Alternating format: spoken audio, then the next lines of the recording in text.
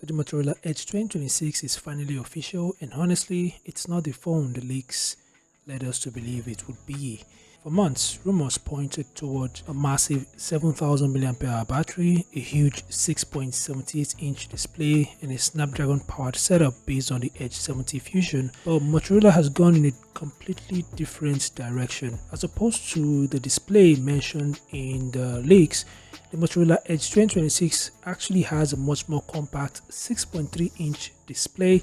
It's a 1.5K Super HD Extreme AMOLED panel with a 120Hz refresh rate, and it has an eye-watering peak brightness of up to 5200 nits, which means outdoor visibility should be absolutely fantastic. The Motorola has also refreshed the design. The phone arrives in a new Pantone Martini olive finish with a textured twill inspired back panel that gives it a unique look compared to the usual glass slabs we're used to seeing, and the device weighs just 160 grams. We are correct about durability though, because the phone is rated IP68 and IP69. It is also military grade standard Ethernet certified, and the display is protected by the Corning Gorilla Glass 7i.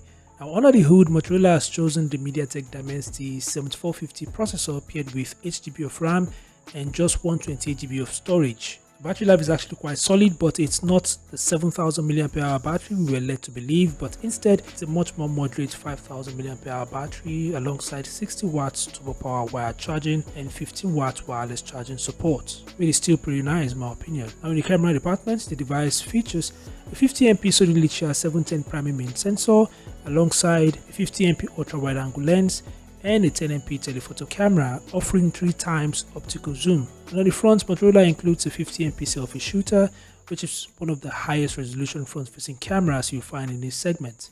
So we were right about the camera specifications. And as regarding price, the device is about $600 in the United States. So these are the top details, the official details of the Motorola Edge 2026. As you can see, our previous leaked details were not entirely accurate. That's why I usually mention that you shouldn't take leaks and rumors seriously, but with a pinch of salt. That's it for the video. Thanks for watching. I'll see you guys in the next update. Peace out.